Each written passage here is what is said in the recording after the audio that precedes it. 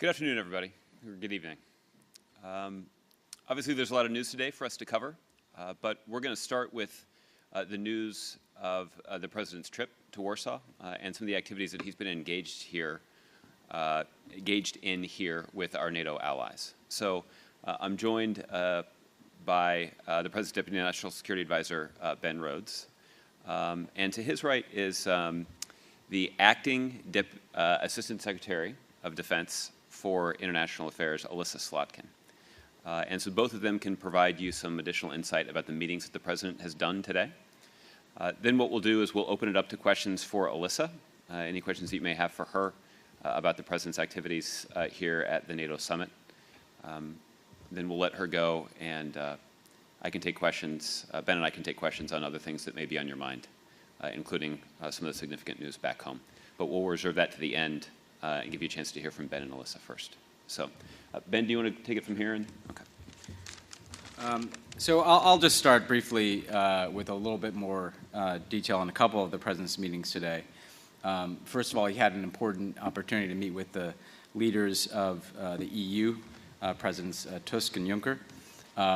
They, as the President said in his remarks, discussed the aftermath of the British referendum and discussed the need for an orderly and constructive process between the EU and the United Kingdom with respect to how they formulate their future relationship. They also discussed a range of other issues on which we're cooperating closely, including the situation with respect to refugees here in Europe, also looking ahead to the summit that the President will be hosting at the UN General Assembly on refugees in September. They discussed the steps we've taken to enhance our counterterrorism cooperation, given the threats that we're facing from ISIL. And we've made good progress in addressing gaps in information sharing and ways that we can work more closely together in our intelligence and law enforcement communities. They discussed the situation with respect to Russia, and in particular focused on the situation in Ukraine. They reaffirmed their commitment to maintaining the sanctions that are on Russia, so long as there continues to be infringement on the sovereignty and territorial integrity of Ukraine, and also affirmed their support for the Minsk process and the need for Russia to follow through on its commitments, as well as all the parties involved. They again addressed TTIP and committed themselves to making progress in finalizing the key issues over the course of the next several months. They reviewed the progress in implementing the Iran nuclear deal. The EU, of course, played a critical role in achieving the Iran nuclear deal. And then lastly, they had a broad conversation about the need for all of us in the United States and Europe and the transatlantic community to affirm the importance of our shared values at a time of much turmoil and challenges to globalization. They, again, underscored, as they did in their public remarks, the need to lift up the values of democracy, pluralism, inclusivity, and the success of the European project, which has delivered such an enormous benefit to the people of this continent in preserving peace, security, and delivering very high standards of living. Then briefly, the President met with President Ghani and CEO Abdullah of Afghanistan before the NATO summit. The Afghans expressed great appreciation for the President's recent announcement to maintain a force of roughly 8,400 troops through the end of 2016. They discussed how that continued commitment from the United States, coupled with the commitment from NATO allies, would ensure that we are doing what we can to support the Afghan National Security Forces and the strategic plan that the Afghans have put in place to better secure their country and continue the fight against the Taliban, just as we'll be continuing the fight against extremist groups in Afghanistan. They discussed the need for the continued focus on the unity government and the need, again, to have all of the different parties inside of Afghanistan work together on behalf of a stable future. And they also discussed their commitment to remaining open to an Afghan-led reconciliation process, which could potentially, if the Taliban shifts course, bring greater peace and stability to Afghanistan. So it was a very constructive conversation with the Afghans, and very timely in the aftermath of the President's announcement the other day and in advance of the session tomorrow morning, which will focus on Afghanistan.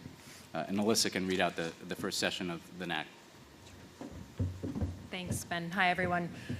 So all 28 heads of state, heads of government met this afternoon for 3 hours in our first NAC session. Montenegro was also there since they received a formal invite to join NATO. I think the session really focused on 2 major themes. The first one is affirming the transition from reassurance to deterrence. And I think in order to understand that and contextualize it, it's useful to just review the bidding and go back to where we were 2 years ago, the Wales Summit, and what we were talking about then. At the time, Russia had just attempted to annex Crimea. They were pursuing aggressive activities in eastern Ukraine, and the summit, which had been previously scheduled to talk about Afghanistan and talk about partnership, now focused on the importance of our Article 5 commitments, on showing a strong message to the world of living up to those commitments and deterring threats. The heads of state met and reacted swiftly and came up with a number of concepts. The Readiness Action Plan is the bucket of things that they came up with, but they were just concepts. 2 years ago, two years later, we have fulfilled those concepts and made them real. And I think a number of the things that heads of state talked about today in the session really affirmed that we've lived up to those commitments. The Very High Readiness Task Force, putting NATO forces further out in the Baltic states and on the eastern flank of NATO. A number of things that we've done to speed up decision-making at NATO. On top of that, you have the announcement that the President made earlier today and the Secretary General is talking about now, which is the enhanced forward presence, putting 4 battalions in the 3 Baltic states and in Poland, with the United States going to Poland.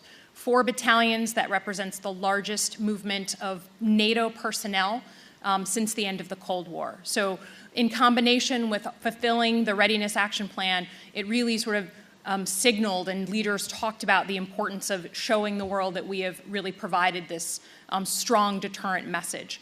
That is on top of what the United States has done bilaterally. So if you think about it in 2 buckets, NATO has done a number of things. The United States did a number of things. I think you've seen particularly that we surged forces into the Baltic states, in particular these companies. We the President quadrupled our ERI monies that go to training and exercises. We announced a 3rd Armored Brigade Combat Team back in March. It's hard to follow all the details, but I think the important piece here is that by the end of next year, the United States will have a division's worth of personnel and equipment on the continent of Europe, on top of what NATO has done. So the 2 in combination, I think, send a very strong message. Of course, the message of deterrence is one side of the coin. The other side is dialogue. And I think the President and a number of other leaders noted the importance of keeping the dialogue open, particularly with Russia, that you need to come to the table with a strong deterrent message in order to have a fruitful dialogue, but that the door remains very open. We remain in contact and in strong dialogue with the Russians on a number of issues.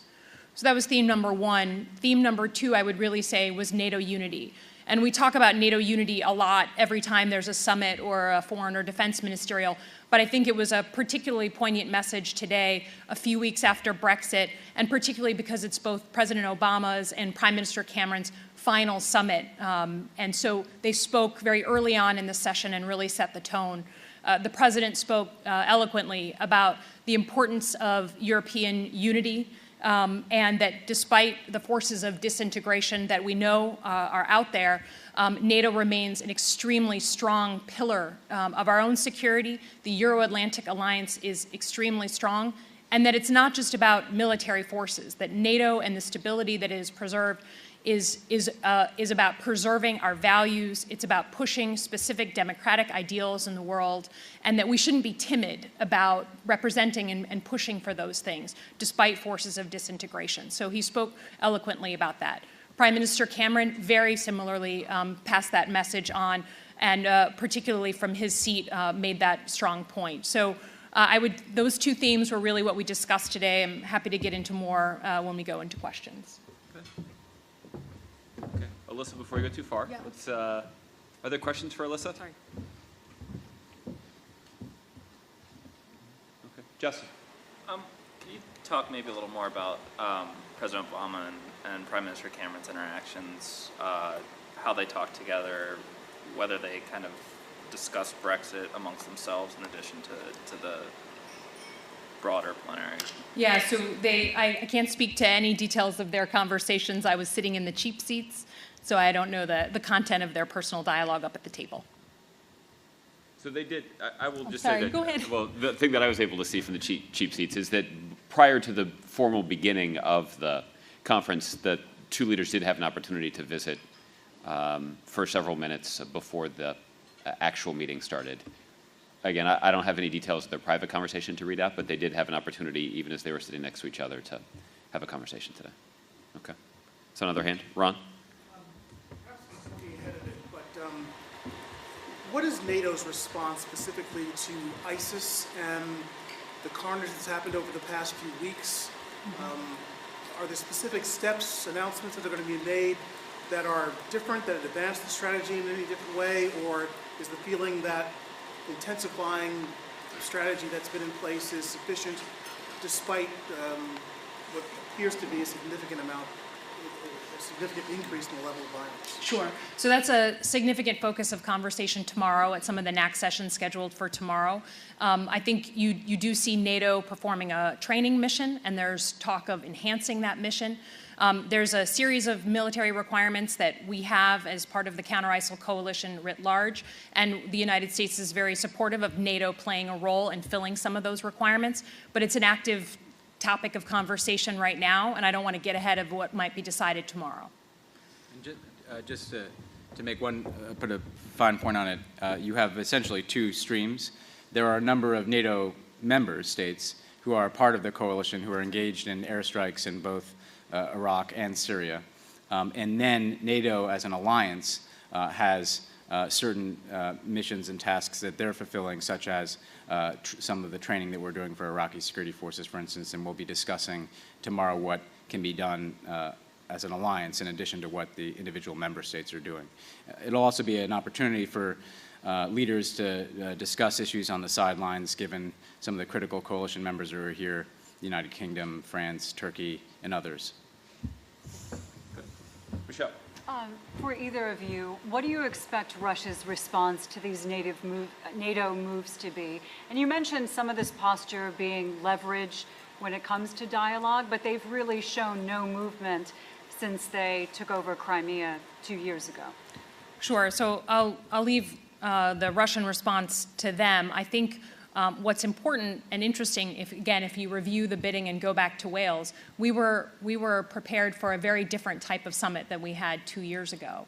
And that all changed when Russia attempted to annex Crimea.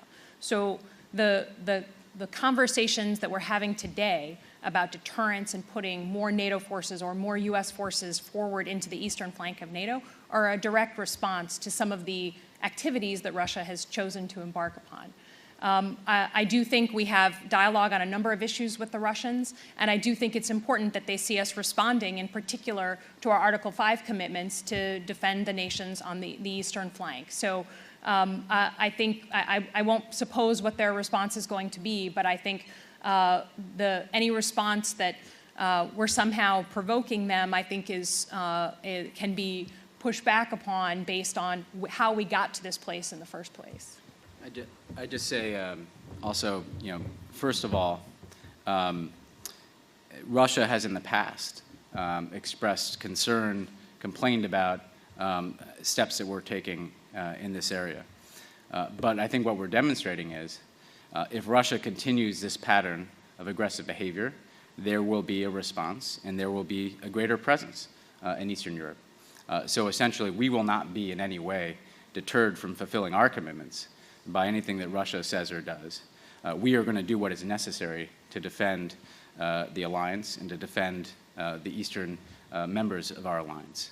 The second thing I'd say is that in the long run, we are very confident in the strength of NATO, in our capabilities, in our economies, and Russia is incurring a significant cost for its own actions.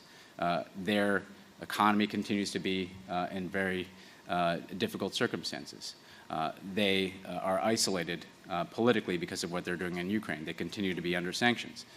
So in the long run, that cost-benefit analysis has to sink in, that unless Russia shifts course, there is going to be the response that you're seeing through sanctions, the response that you're seeing through these deployments, and there's going to be solidarity among NATO, and we're not going to allow Russia in any way to undermine that solidarity. Margaret. I imagine that during the phone conversation that the president had with Vladimir Putin the other day, some of this was foreshadowed, discussed during that conversation. Do you expect this movement, this effort to send a message to Putin to inhibit other efforts to get the Russians to rein in their client in Syria? I mean, the U.S. has been emphasizing how they can work together in some ways on the diplomatic front. And then, secondly, can you flesh out a little bit about what you were talking about there, Ben, in terms of refugees? There's been some speculation that, for lack of a better term, that refugee movement is weaponizing refugees. Is there the idea or perception here that those refugee flows are intentionally meant to destabilize Europe? So on your first question, they actually didn't really discuss these issues. There were 3 topics of discussion: the situation in Nagorno-Karabakh, the situation in Syria, and Ukraine. I think Russia has been fully aware that we're planning to undertake the types of steps that we announced today. They've expressed their opposition to those steps. I think the important point to make here is that we have always made very clear that we are not going to draw linkages. In other words, we're not going to say that we're going to scale back our commitment to the sovereignty and territorial integrity of Ukraine or our actions in Europe in exchange for some degree of Russian cooperation in Syria. We're dealing with these issues in isolation. And again, if we could have constructive Russian cooperation on these issues, that would be preferable. And so much of their conversation focused on whether or not we can arrive at some understanding in Syria to reinforce the cessation of hostilities, to focus on ISIL and al-Nusra and not the moderate elements of the opposition, and to get back onto a political process that leads to a new government in Syria. We remain very open to that type of cooperation. But again, we're not drawing linkages between these different issues. On the issue of refugees, it didn't come up in that particular context. I will say a couple things. First of all, NATO has been working, in addition to the political agreement that the EU reached with Turkey. NATO has also been working in the Aegean and the Eastern Mediterranean to help address the refugee flows and to help provide greater security along NATO's southern flank. At the same time, we are working with our European allies as they deal with these inflows of refugees, in part by demonstrating that we're going to lead on this as well. And that's why the President is hosting this summit at the UN General Assembly, in addition to taking our own complement of refugees. I do think that one of the things that comes up in conversations, in addition to the refugee issue, is that there have been some efforts from Russia to essentially try to sow some discord or dissension within Europe. They have a very loud megaphone in this part of the world, and you see efforts that seek to pull apart the threads of European and transatlantic unity. And there is some concern about that, and I think that in part fuels the types of statements you saw from President Obama and President Tusk today in reaffirming the importance of transatlantic unity and European solidarity, pushing back against the forces of disintegration, whether those come from globalization and some of the backlash against globalization, whether that comes from Russia and some of the things that they say and do to try to create a sense of disunity, or whether that comes from security threats like terrorism. Mark. Picking up, I think, Ben, on what you just said, I'm wondering why the President has confidence that the Europeans will remain united in preserving sanctions. I mean, just in the last few weeks, you had the Prime Minister of Italy going to the St. Petersburg Forum, something European leaders had been shunning. You had President Hollande of France saying, we need to engage with the Russians. You had the German foreign minister referring to a military exercise in Poland as saber rattling. And so I'm wondering, what accounts for the optimism or confidence that Europe won't splinter in its approach to Russia, particularly as domestic politics begin to enter the equation in places like Germany? So, first of all, we had a very strong message from the EU leadership that they remain committed to rolling over sanctions as Russia is not fulfilling its commitments under Minsk. Second, I think in the President's own conversations with European leaders, they've reaffirmed that commitment. Tomorrow, they'll be meeting as a quint, the United States, Germany, France, the United Kingdom, and Italy, with President Poroshenko of Ukraine to expressly send a message of support for Ukraine's sovereignty and territorial integrity. I think that meeting itself will demonstrate the united front here between the United States and Europe on the issue. Look, it has been the case throughout the sanctions regime that it is difficult for some countries. Some countries are incurring more strains because of the enforcement of sanctions. So that is not a new dynamic. It's something that we've managed over the course of the last couple of years. The point we've made repeatedly is our preference is to not have to maintain sanctions, but in order to see a relaxation of those sanctions, Russia has to follow through on its own commitments. And we have a framework under Minsk, and we can measure what Russia is doing in terms of support they're providing for separatists in eastern Ukraine, in terms of fulfilling the commitments around the political framework that Minsk envisions. And so we can say very clearly to our European allies that we share their interest in having more constructive relations with Russia, but the pathway to that future has to be Russia respecting the sovereignty and territorial integrity of Ukraine. And the risk of not taking that stand is European security and an international order that shows that there are consequences for that type of behavior. And at the end of the day, given all the different forces of disintegration that we see in parts of the world, it's even more important that that solidarity sustains itself. Carol. Maybe I missed it. Did the president tell President Putin that these announcements were coming? No, they did not. Again, they didn't discuss these issues. They discussed Ukraine. That was the issue that they discussed related to Europe. Can you say where the U.S. troops will be located in Poland and when that's going to start? I'm so sorry. Could you just repeat your question? Where the U.S. troops are going to be stationed in Poland and when that will start? Sure. So there's two separate announcements that the president made today. One on the U.S. contribution to the NATO enhanced forward presence. That battalion will be in Poland. The location, the actual specific location, it's between a couple of different places. We will need to finalize that with the Polish government, so it's to be determined. Same thing with the headquarters of our Armored Brigade Combat Team. It's also between a couple of different places. Those details are being worked right now with the Pulse. A timeline. So I believe that the battalion that under the NATO hat for the enhanced forward presence will be there by mid-2017, so before summer of next year. And the headquarters of our brigade combat team, I think in 2017, potentially early in 2017, but I don't have the exact date for you. Yes, ma'am. You talk a lot about the discussion about the situation that's ongoing in Ukraine. However, how much discussion was there regarding the continued build-up of military hardware on the Kaliningrad border, which is obviously bordering with Poland, and this is one of the reasons why the regional NATO partners have lobbied so hard for NATO support here? Yeah, the focus of our meeting today was really about what we as NATO are going to be doing and putting forward the commitments that we followed up on. We didn't get into specifics of other forces outside of NATO. It was really an in-house conversation among the allies. Yes, sir.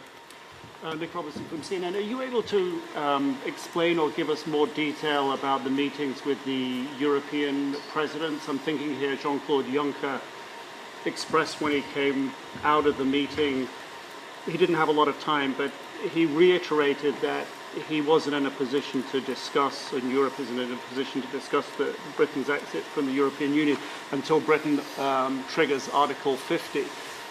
Can Can you give us a little more detail on how that meeting went and a little more content? On just Brexit specifically? Yes. Okay. I mean, his position is a Yeah. relatively firm position, and he was reiterating what he'd said last week. Yeah. Well, look, I don't want to speak for the EU, but they did discuss the process. What was clear from the President Juncker is that it's their view that Article 50 has to be invoked before the negotiation can begin.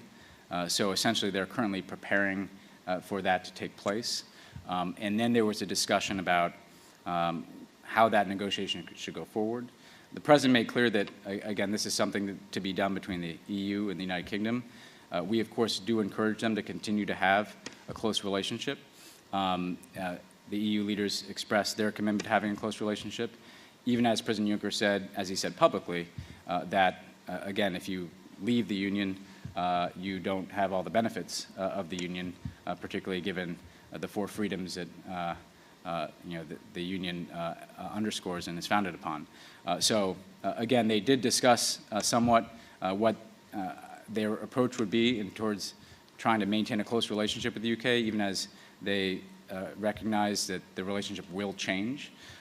They discussed the timeline associated with those discussions, the 24 months that are allowed for those discussions to go forward. The President's, again, view as a friend of both the EU and the United Kingdom was that we want it to be an orderly and constructive process, transparent process, so people understand the decisions that are being made, and that we would like to see on the back end of that process the EU and the UK maintaining a very close relationship, but also the EU strengthened internally and pushing back against further forces of disunity. I suppose my point is, did you come out of that meeting as encouraged as you hoped you might have been, that there could be a smooth, relatively easy transition, which was clearly the point of that meeting, Yeah. the economic consequences for the world a start? Yeah, I think we did. I think it was clear that people recognize just how important it is that this be done in a way that not upset financial markets, that not upset global economic stability. I think it was clear from the meeting that this is not going to be done in a way that is punitive towards the United Kingdom, but rather is about defining a new relationship. So we were, again, assured that they're taking a very sober, constructive approach to this, that they recognize that the relationship would have to change after Article 50 is invoked, but that, again, they want to proceed in a manner that does address those global economic concerns and that preserves the partnership and relationship between the United States, Europe, the United Kingdom, even as the specific relationship between the Union and the UK will change. Jess? Can I just follow on, you mentioned the four freedoms, and one thing we heard from the EU leaders was the importance of preserving the freedom of movement for workers if they were to preserve the access to the free market, or to the European market. So I'm wondering, does the President agree with that kind of specific, even though the negotiations haven't begun, it seems like they've set out a red line right there? Well, look, we really don't take specific positions on the substance of the negotiation. I think the EU leaders are just making a simple point that there are certain benefits that accrue to EU members. The relationship with the UK will change in some ways. We will leave it to the EU and the UK to sort that out in terms of the specifics. And again, what he said publicly, President Juncker, that's the same message he said privately with respect to the four freedoms. But again, it's not our position to get into the negotiating substance, but rather to try to encourage a process that can lead to an end result that is orderly, that does not disrupt the global economy, that can maintain both transatlantic solidarity and European unity.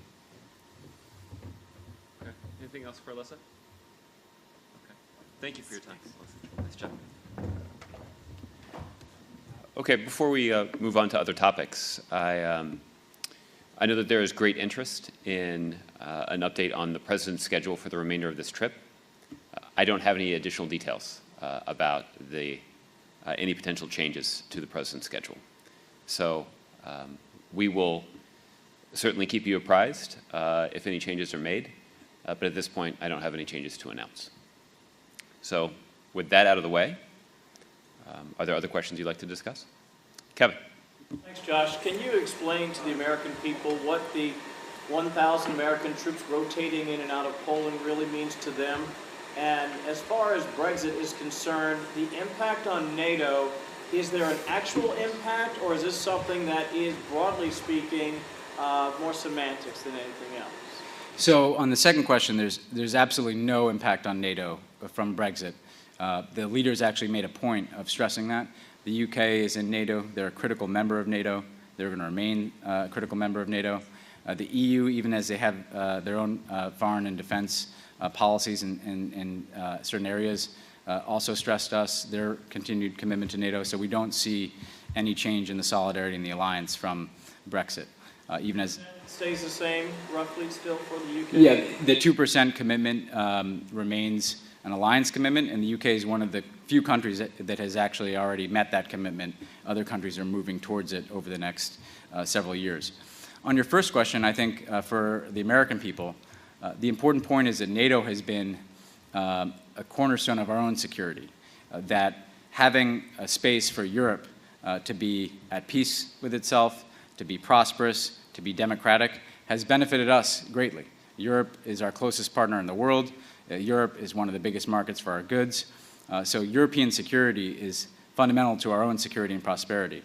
And having this troop presence in Poland, having this additional NATO presence along the eastern borders in the Baltics, I think reaffirms that we are going to fulfill our alliance commitments under Article 5 to defend every ally, and that the American people benefit greatly from being able to count on the security of Europe. And this, I would also say, in Poland in particular, we're very proud of what we've done to support the emergence of democracy and emergence of a more stable and dynamic economy since the end of the Cold War. And so it's also a signal not just of our NATO commitment, but of our commitment here to Poland. If I could follow, and then just one last one for you, Josh. If I could ask you, Ben, about Finland and Ukraine and perhaps Georgia. Are those all nations that, among the conversation anyway, that are still possible signatories to NATO in the near future? And if so, what can the United States do, if anything, to facilitate that? Well, NATO has an open door policy, and so we, again, do have an openness to additional members, additional countries joining NATO. Montenegro is joining NATO at the summit, which indicates that NATO continues to grow. In order to join NATO, countries have to meet very clear criteria in terms of their capabilities, in terms of their public support for joining NATO. And NATO itself has to have a consensus to invite member states in. So again, while we have an open door policy, I couldn't tell you today that there's any one country after Montenegro that is ready to become a member of NATO. What I will say on Ukraine is precisely because of the situation that Ukraine finds itself in, we have a NATO-Ukraine Council, and that will meet tomorrow with President Poroshenko and the alliance. And part of what we've been able to do through that is have NATO member states provide security assistance to Ukraine to help strengthen their security forces so that they're better able to provide for their own defense in the very difficult circumstances that they find themselves in. So that is the manner in which NATO is expressing its support for Ukraine. It's of course not the same as being a member of the alliance, where there's an Article 5 commitment that if there is any infringement on the territory of a NATO member state, we will come to their defense. But it is an expression of our support for Ukraine, our desire to strengthen their security forces, our commitment, frankly, separate from NATO, to have sanctions on Russia so long as they're violating Ukrainian sovereignty.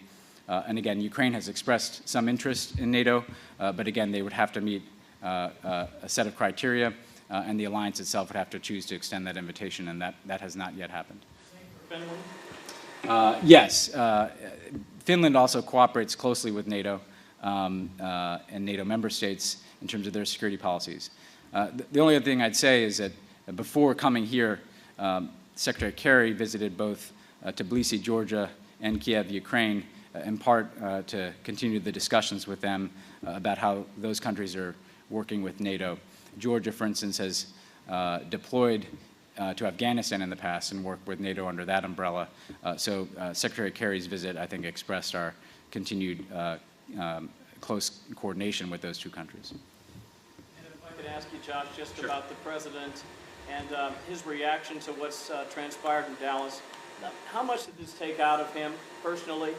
And if you could also answer the question that some are asking, which is whenever he brings up guns or the use of weapons in circumstances like these, some people are concerned that it politicizes a tragedy perhaps too soon while the feelings or the emotions are still very raw. If you could talk about those things.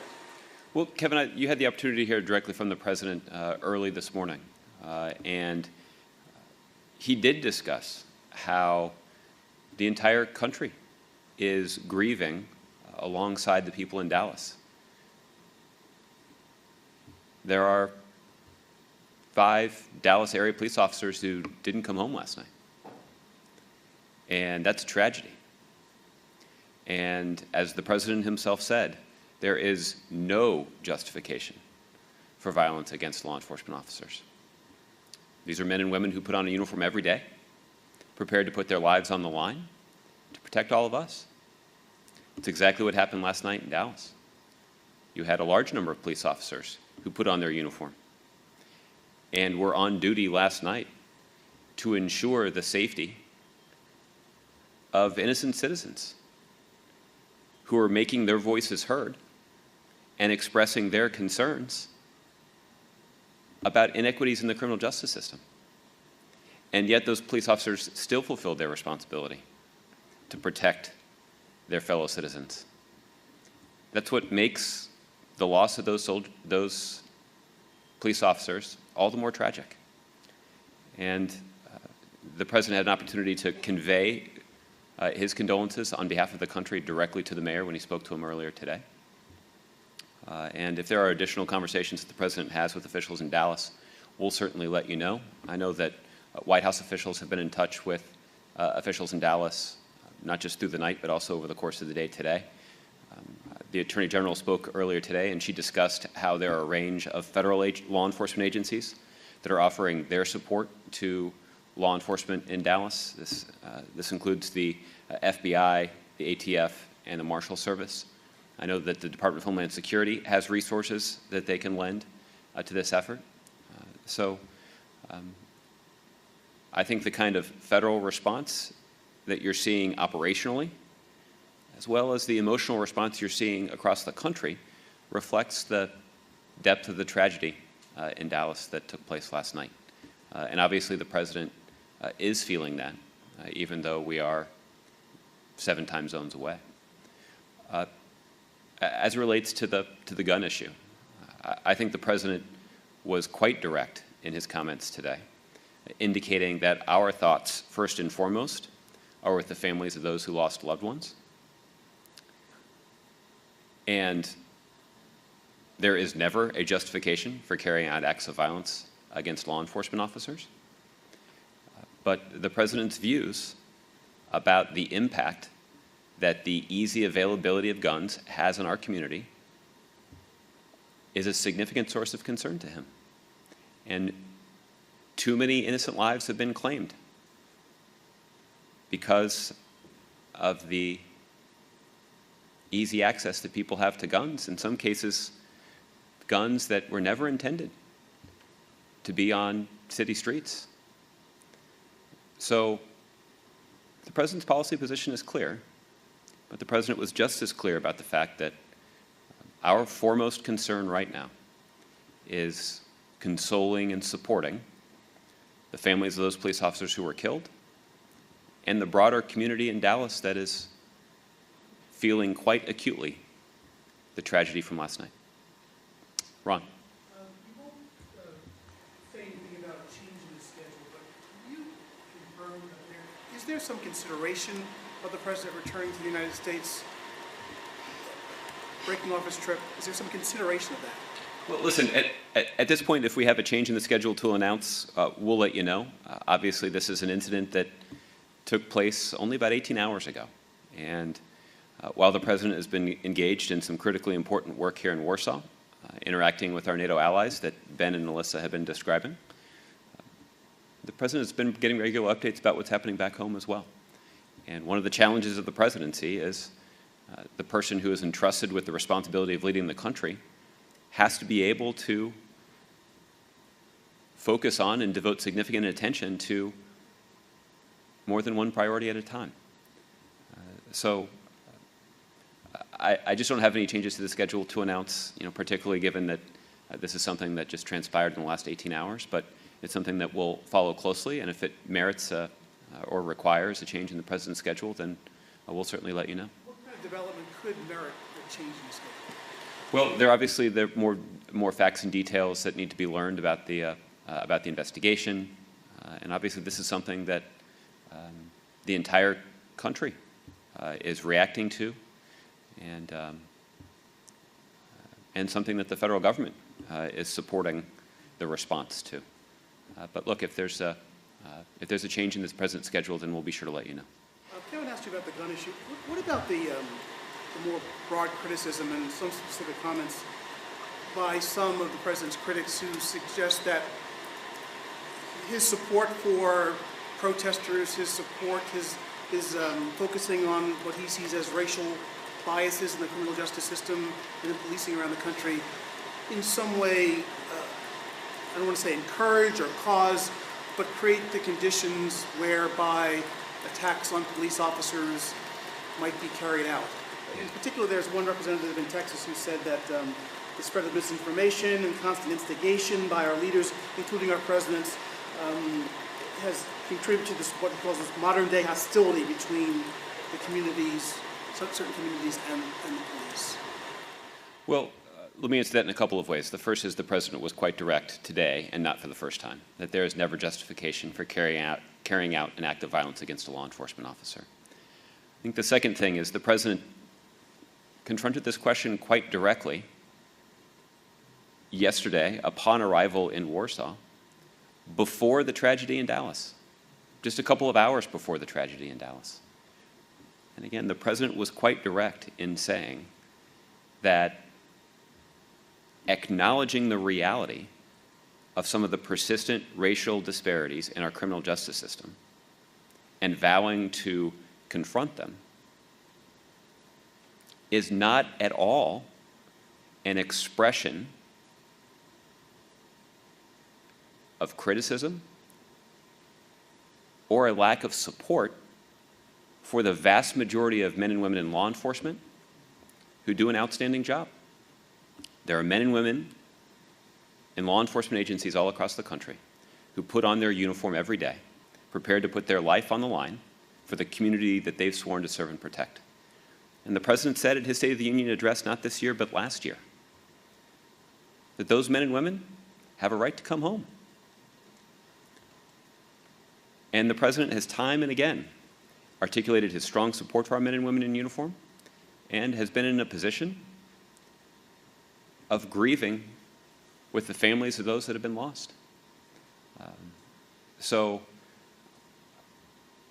as it relates to some of the comments that you're referencing, I don't think there's anybody who thinks that that kind of divisive rhetoric is either going to address some of the needed reforms in our criminal justice system or do anything to protect our men and women in uniform. The President is confident that he has struck the right balance in this very sensitive issue. Yeah, look, I think people can judge for themselves, but I think that the President confronted this quite directly in the remarks that he delivered last night in Warsaw, just hours before this tragic shooting in Dallas. You said that the President did call the mayor are there any other specific conversations he has had with people there in Dallas or in Texas or in the states of That's Texas? the only, the President did place a call to Mayor Rawlings this morning, Warsaw time. It's still the middle of the night back in Dallas. I'm not aware of any additional calls that the President has made, but if he has, then we will let all of you know. How did the President find out about this? Was he awakened? Was he, I think it was about 6 a.m. local time or so? Any detail about that? Well, what I can tell you is that the President did wake up to this news this morning in Warsaw. The President was updated on this situation by his national security team back in Washington. That means he was was awakened to be told the news? I'm not going to get into the details of how exactly that information was communicated to him, but he woke up to that news early this morning in Warsaw. And just lastly, for people in America who I understand some of the arguments, but just feel that this is a time when the president should be there, hands-on. Obviously, he's in meetings here, hours on end, on some very sensitive and critical issues. What do you say to them who feel that the president should be more directly hands-on engaged in this situation? Well, I would start by acknowledging that the president has spoken to this issue just twice in the less than 18 hours that the president has been in Poland now. So this is obviously something that the president is quite focused on. The president and his team have been interacting with a lot of frequency with officials in Dallas. There are federal resources that are being committed to the investigation and to the recovery effort, both from the FBI and the ATF. There are marshals, U.S. marshals that are involved in that effort as well. I know that the Department of Homeland Security also has resources that they're devoting to this effort. White House staff have been in touch with senior officials in Dallas as well to make sure that they have the kind of support that they need from the federal government. The president's getting regular updates on this situation, and I do think, Ron, this is an apt illustration of how challenging the modern presidency is. We have the expectation that the President of the United States must be someone with the capacity to focus on and be attentive to very high priorities, more than one at the same time. And that's exactly what the President of the United States is doing right now. He didn't get a lot of sleep last night. I don't know how much sleep he's going to get tonight. But this is something that, this is something that requires intense and round-the-clock attention, and that's exactly what the President has devoted to it. Okay, Michelle. Today, Speaker Ryan said that everyone in Congress, Republican and Democrat, would like to see less gun violence. And he also at the end mentioned that there needs to be action. But we haven't seen any movement at all, at least on guns, or preventing certain people from getting guns in Congress. So what is your take on what he said? Do you buy that? Well, I certainly take Speaker Ryan at his word. I think that he was conscious of the need to live up to some of the rhetoric that he used in his statement. He noted specifically that it's important for the country not to lose sight of the values that unite us. Speaker Ryan acknowledged in his statement that there are differences. We do have some differences about the best way to achieve these goals that we share. But I think particularly at this time in our country, in the aftermath of a tragedy as terrible as the one that was sustained in Dallas last night, I think Speaker Ryan struck the right tone, and I certainly take him at his word. Does the president consider this to be an act of terrorism? Well, it is my understanding that investigators have now publicly ruled out the possibility that the individual who carried out this terrible act of violence had any sort of connections to terrorist organizations, either in the United States or around the world. So if that's the question that you're asking, I don't think that there's a link to any sort of terrorist conspiracy. I think that investigators have ruled that out. I mean, does the president consider this domestic terrorism? Well, listen, I think that there are a lot of questions that are being asked right now about this person's motive and this person's intent. I know that investigators have indicated that they're interested in trying to learn more about that. So I would let them conduct their investigation and render their own judgment about this person's motivation. But I don't think that in any way lessens the significance of this event or in any way downplays the significance of this tragedy. This was a case of a sniper targeting police. It ended with this robot that was capable of detonating an explosive. And I know part of the White House's stance on looking at community policing is reassessing military-style equipment that they have. But the fact that there are so many high-powered weapons out there, does this indicate that there's a need for police to be better equipped to deal with things like this that can happen virtually any time? Well, I think it's too early to sort of second guess or to provide a detailed analysis or an after-action report about the response of Dallas law enforcement officials to this incident.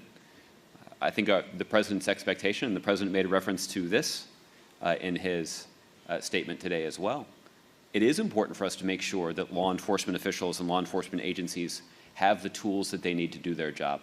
That certainly is an important way for us to show support for their important work. We can make sure that these law enforcement officials have the equipment and training that they need to do their job as safely and as effectively as possible. We can make sure that local law enforcement organizations are getting the financial support that they need from the federal government to maintain appropriate staffing levels. We can make sure that we are fighting for the collective bargaining rights of law enforcement officers all across the country. Those are all important ways that we can demonstrate our support to our men and women in blue. And the President has certainly done that time and time and time again. But at this point, I don't have an after-action assessment other than to say the President certainly does believe that law enforcement agencies should have the firepower necessary to protect the community. Okay. Yes, ma'am. In Dallas, unusual, perhaps the first time the police have used the tactic of a robot armed with an explosive as a method for employing deadly force. Is there anything you can tell us about what the President makes of that, what he thinks of that tactic? And also, the President campaigned on bringing the country together, including on race. What can you tell us about his thoughts on whether or not he's failed to deliver on that goal? Mm-hmm. Well, again, as it relates to some of the tactics that were employed by law enforcement officials in Dallas to bring an end to this situation, I'll let them speak to that, and I'll let them conduct their own after-action assessment, which I'm sure they will do, to evaluate the effectiveness of some of the tactics that they employed. As it relates to the President and the priority that he's placed on uniting the country, this is something that the President has talked about on many, many occasions. And I'll try to summarize it, but he certainly has said it many times much more eloquently than I will be able to do from here. I would summarize it, though, as in the following way. The President, I think most eloquently in his speech at Selma, noted that our country has made remarkable progress over the last several decades in living up to our founding principles and ensuring that people are treated fairly, regardless of the color of their skin, regardless of what their last name is or where they came from. And to deny that progress is to deny the significant sacrifice that so many Americans of all races made to make that progress. So at the same time, I don't think there's anybody that thinks that that work is done.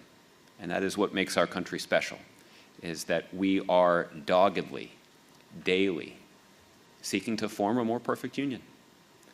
And that means, or that certainly includes, living up to the kinds of values that we cherish and ensuring that individuals are judged by their content of their character, not by the color of their skin, as Dr. King said. And we certainly have much more work to do as a country to realize that vision and to fulfill that promise that our founding fathers first identified.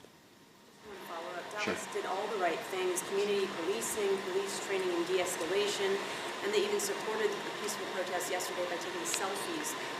And those are exactly the kinds of things the President and other Democrats, including black leaders, have pushed for. What remedies does he believe will? Well, I think this goes to the question that Michelle is asking about the potential motive of this individual.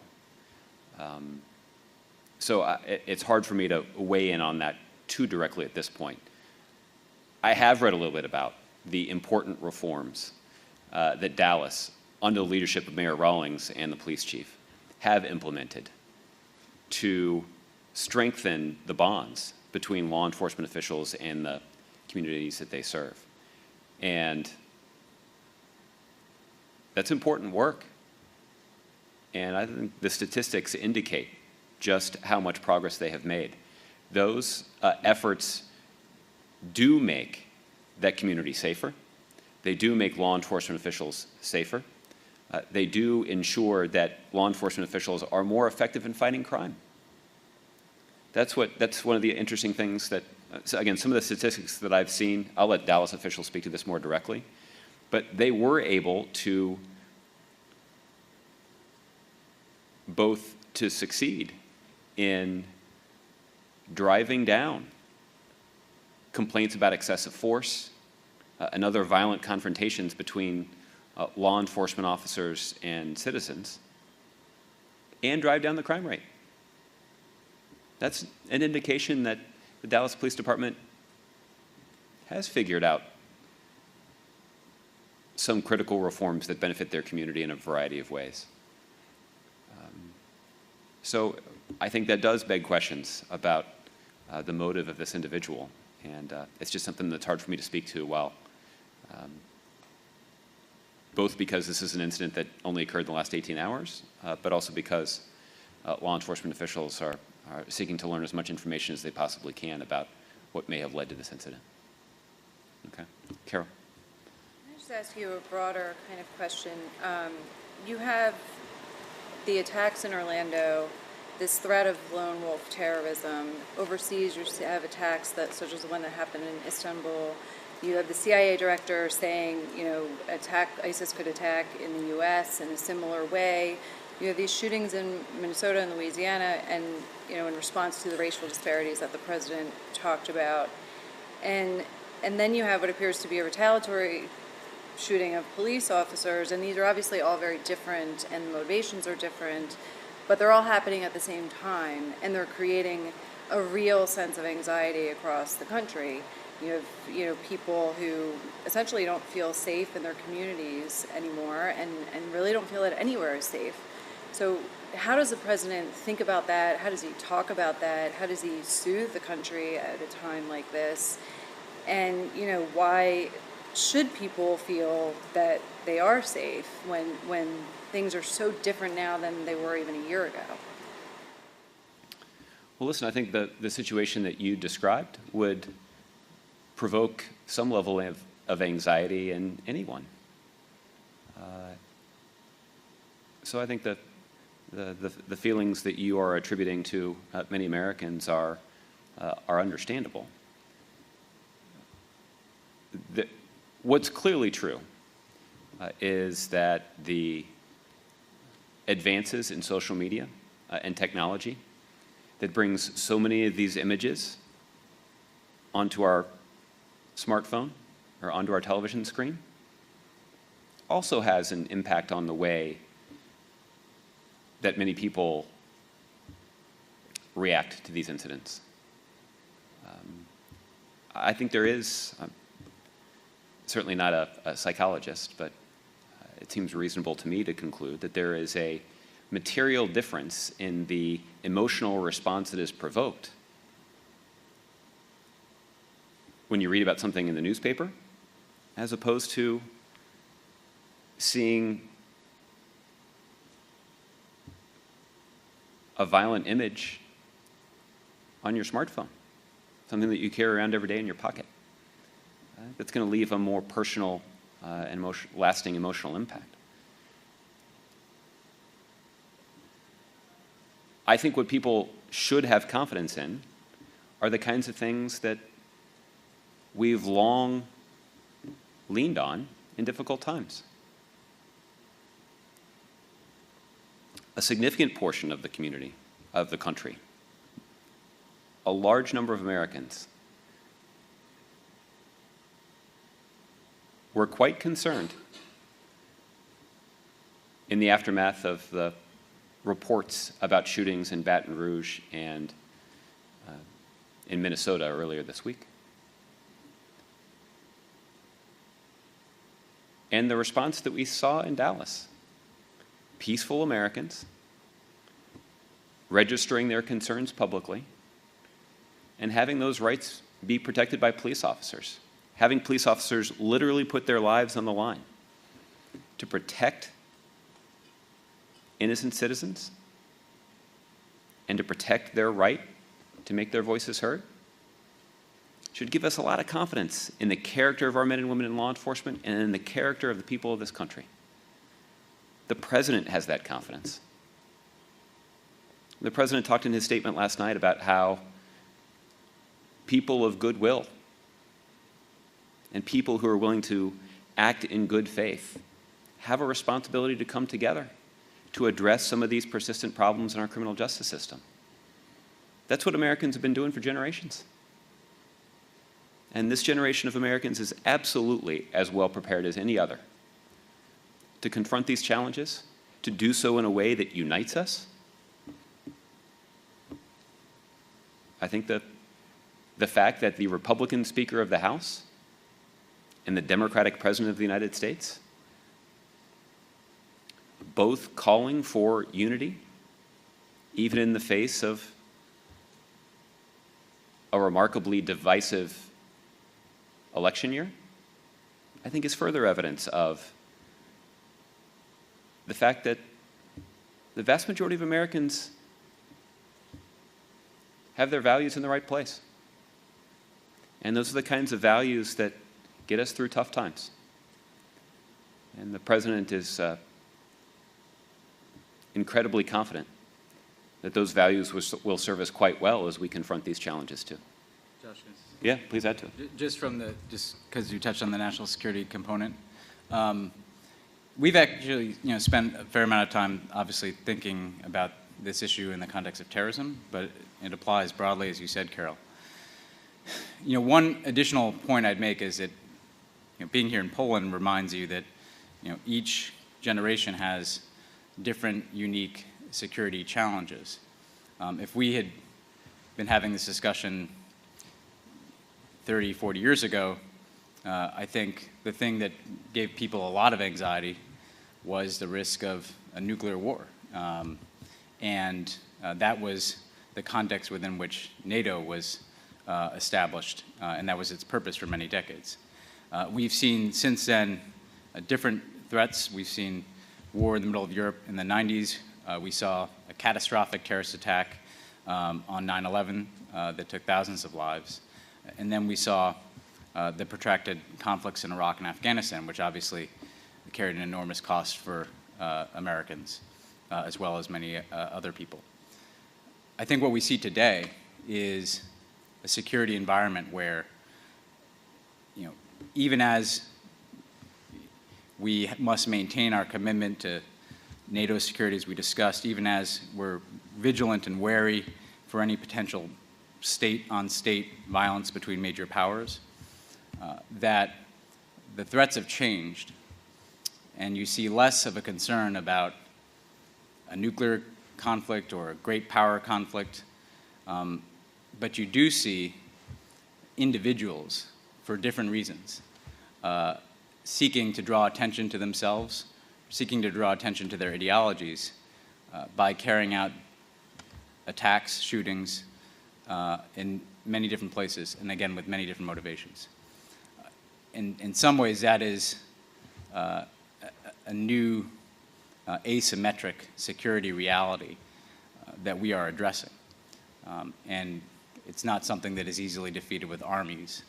But the one thing I would say, to echo a bit of what Josh said, is that what is striking is that the values of inclusivity, of working through a democratic process, of being able to air differences peacefully, those are the same values that are needed in the European continent. Those are the same values that would, again, make it much easier to resolve conflicts in parts of the world that are being torn apart right now. And that is also what distinguishes the United States, is that in the aftermath of Orlando, you had very different communities speaking out against that type of action, from our Muslim American community to our LGBT community to many other Americans. And so I do think that at this particular moment, this core question of whether or not we're going to respond to either heinous attacks, twisted individuals, or forces of disintegration by giving in to fear and giving in to the forces of tribalism that want to pull people apart, whether we're going to go that path or whether we're going to stick to the values, again, of democracy, inclusivity, pluralism that have gotten us this far. That's the fundamental question confronting, again, not just the United States at home, but our transatlantic alliance and our global community. And so, that is the thread, I think, that you cite in terms of the pattern of actions that obviously are very troubling. But at the same time, I think we also know what ultimately can defeat the intentions of those individuals. Do you expect that the president will, at some point, address the American people in a broader way, or talk about this how does he address this? Because it's, I mean, all those instances that you mentioned, Ben, people have historically looked to the president for guidance and leadership, and it's not clear to me what he sees his role as right now. I've had limited access to television today, but I certainly do think that the powerful remarks that the president delivered last night and again this morning, I think, are certainly part of the way that the president communicates with the American public about his views on this topic. Look, even as we were flying to, even as we were somewhere over the Atlantic yesterday, the president's Facebook page was updated with a specific message on these issues. So I think the president does feel not just a need, but a desire to communicate with the American public about his perspective on these issues. And I think a lot of that is infused with his confidence in the ability of the American public to focus on what unites us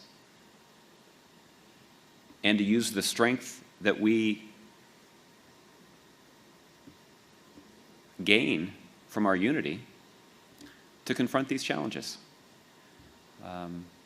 That said, I'm confident that the president will have additional opportunities in the days ahead to discuss this again. My expectation is that the next opportunity he'll have to do so will be at the news conference that he plans to convene tomorrow, and I expect that the kinds of questions that all of you are asking me today are the kinds of questions that you'll ask him tomorrow. Mike. Josh, or to Ben, quickly this morning, obviously there were, when the president spoke out about the incident in Dallas, we also heard from some of the other leaders here offering their thoughts on it. Can you talk a little bit about, throughout the course of the day, any other interactions the president has had with leaders specifically on this issue? And then I also wanted to ask, last night in his statement, which he seemed to be speaking often without notes, the president spoke more expansively about the heroism and the courage of the law enforcement community. And he seemed to want to underline this morning that he had spoken about that last night. I'm wondering what was driving that. Was there any sensitivity on his part to this view that some people have that he has perhaps put a thumb on the scale too much in speaking out so forcefully about the disparities in the justice system against law enforcement? So I'll let Josh take the second. Just very quickly on the first. Every leader interaction that I was present for began with leaders expressing their condolences for what took place in Dallas. I would note it was particularly poignant that was the very first thing that President Ghani of Afghanistan said. A country that, of course, has suffered enormous amounts of violence and loss of life. So consistently throughout the day, clearly other world leaders were very struck by what happened in Dallas, and every one of them that I witnessed, again, began their interactions with the president by extending their condolences. Mike, I think the reason that the president, well, let me start here. The comments that you heard from the president last night about his appreciation for law enforcement were not new to those of you who have covered the president for the last several years. The president often has an opportunity to talk about his profound admiration and his deep gratitude to the vast majority of men and women in law enforcement who do their job courageously and consistent with the values and expectations that we have for people who are responsible for justice. So those were certainly not new comments from the president. I think the second thing is that the president was interested in making clear that to acknowledge the reality of the persistent racial disparities in our criminal justice system doesn't diminish the service and sacrifice of the vast majority of law enforcement officers who do an outstanding job. And the President felt it was important to make that point precisely because there is a tendency in the aftermath of these high-profile incidents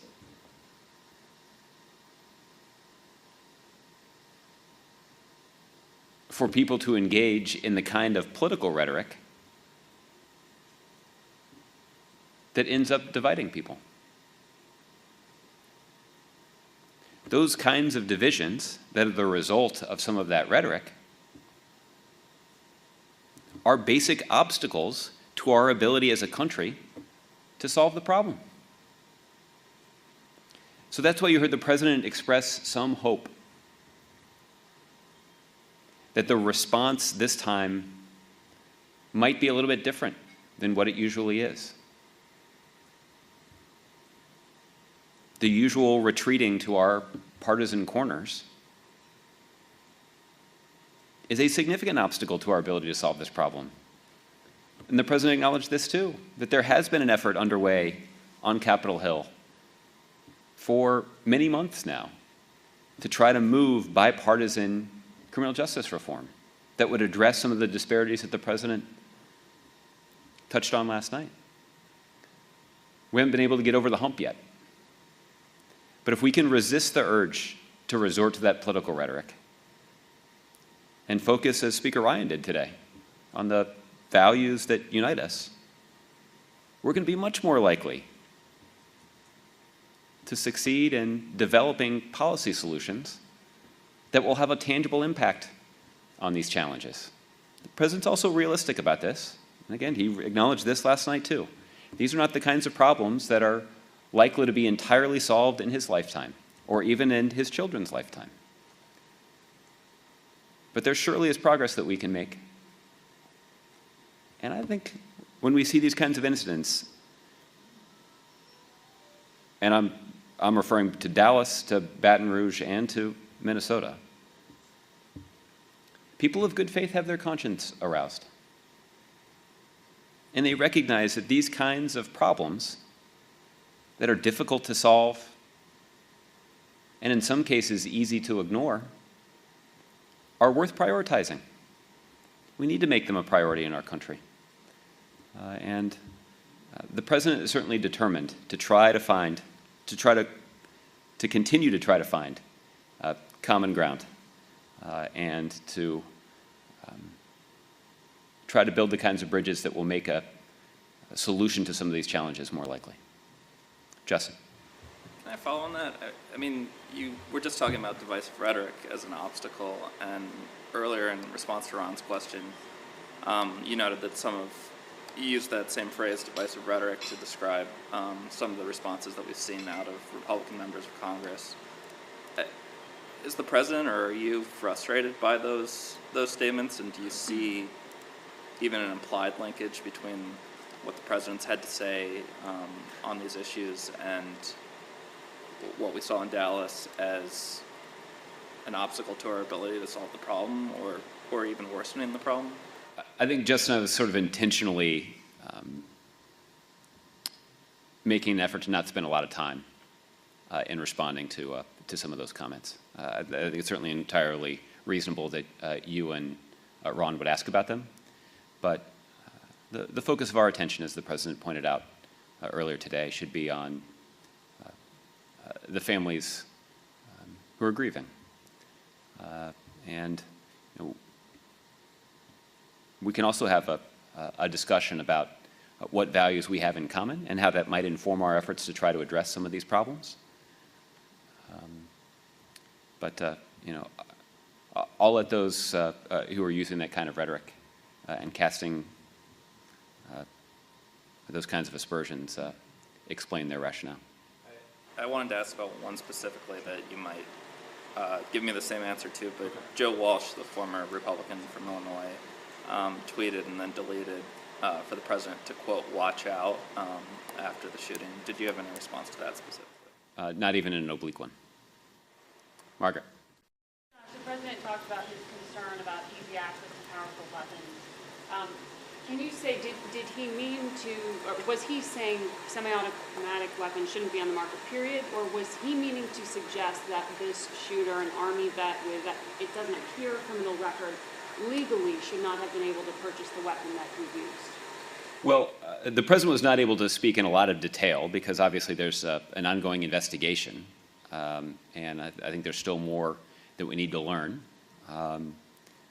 about what exactly transpired, what motivated this individual to take these actions, what kind of weapons this person used to carry out these tragic shootings, and how this person was able to obtain these weapons. I think the president was just making a very broad point about his ongoing concern about the fact that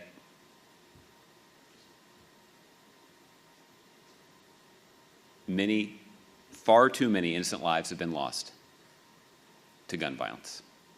And the president's profoundly concerned about that because the president believes that there are at least some common sense steps that could be taken to prevent at least some of those deaths. And the president has described the inability of Congress to make progress on those common sense measures as the most frustrating thing that he has encountered as President of the United States. There are many frustrating things that any president confronts, but the president has found this issue to be the most frustrating.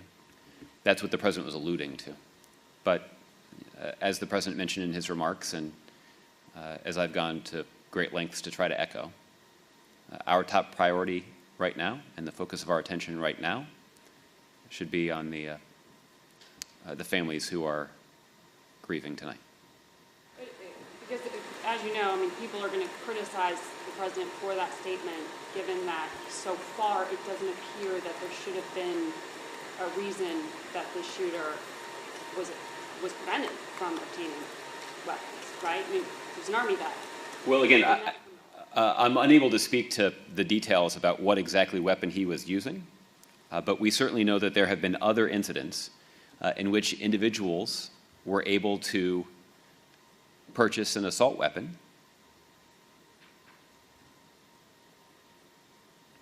and multiply the impact of the violence as a result. I don't know whether or not that applied in this case because I don't know what weapon this killer was using last night. But I think the president is just making the observation that there are some common sense things that we could do that would make our community safer. And there are far too many acts of gun violence that have taken far too many innocent lives. And the president has always gone to great lengths to point out that there is no single bill that could be passed that would prevent every single act of gun violence as a practical matter. But there are some common sense things that we could do that would make our communities at least a little safer. And we can implement those policies without undermining the constitutional rights of law-abiding Americans, and the president believes that we should do it. Can you say whether the president is viewing this, I know you can't speak to motivations, but is he viewing this, it seems to be in the language he's using, framed in a racial context. Is this a hate crime? I know that there are some people, again, who have raised that prospect, and there are some reports about what this individual might have said to police officers last night, and there are some who are speculating that that might provide some insight into this individual's motivation. I just think it's too early to jump to that conclusion at this point. What is clear is that this individual targeted police officers. This individual, this killer, targeted police officers who had put on their uniform and were putting their life on the line to protect people who are exercising their constitutional right to free speech and freedom of assembly. And I think that is a powerful, maybe even chilling illustration of what our men and women in law enforcement do every single day. And unfortunately, 5 of those officers lost their lives doing it last night, and that's a genuine tragedy. Can you say whether the president intends to or already has viewed the videos of the incidents he spoke about last night in Minnesota and in Louisiana? I know the president has seen some of those images. I don't know if he's watched the entirety of the videos that they've that have been posted online, but the president is certainly has seen those images, and he found them, as I mentioned yesterday, he found them deeply disturbing. What was it? Can you pinpoint for us what prompted the president last night while he was on that flight across the Atlantic, having already watched news reports, to say, this is something that I have to get out there and speak about? Yeah. Listen, I think that is an indication. The fact that the president spoke last night about these issues, I think, is an indication of just how deeply and personally the president feels about these issues. The president is pained.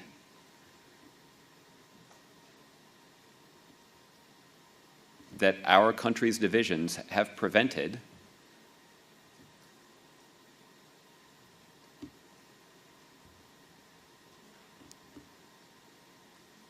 as much progress as he would like to see on these persistent racial disparities in our criminal justice system.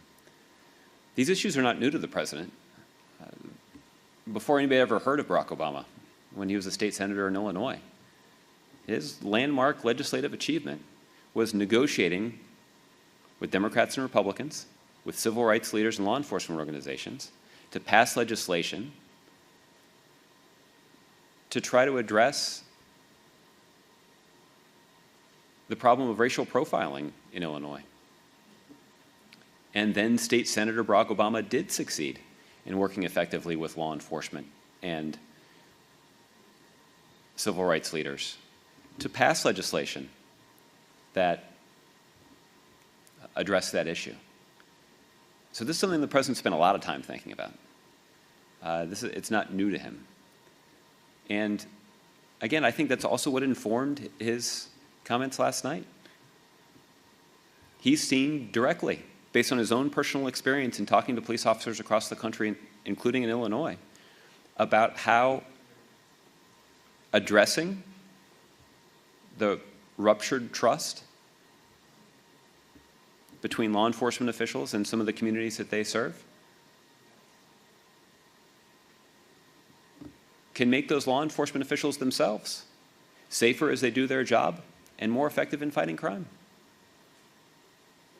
So this isn't, clearly our values are critically important, and making sure that we have a criminal justice system that treats people fairly, regardless of the color of their skin, should be a priority for all of us. But those who are unmoved by that values argument should be able to accept the reality of the very practical argument about how building some bridges makes the ability of police officers to do their job more safe and more effective. Okay. Any other questions? Okay. All right, Michelle, I'll give you the last one. Just a quick one. I'm just wondering what President Obama said to President Duda about the constitutional issues going on. I mean, you know, the Polish government seems to have its stance on that, and the U.S. is facing its own issue with the Supreme Court. So I'm curious about that conversation. They did have an opportunity to talk about it today, but yeah, no, they were able to discuss that issue. I think the president just underscored, you know, Poland has set an important democratic example for many other countries through the transition that it undertook to a democratic system. And I think the president simply encouraged President Duda to address these issues in a manner that fully preserves all of the democratic gains that have been made here in Poland and protects the rights that so many Poles have struggled for over the years. So again, I think we know there's an ongoing process here inside of Poland that's for the Polish people to undertake. You know, our belief and our commitment is that they continue to act in a way, and they choose to act in a way that upholds the democracy that has been built over the last 2 decades. Thanks, everybody. You'll have an opportunity to hear from the president tomorrow evening at his news conference at the end of the NATO summit. Have a good evening.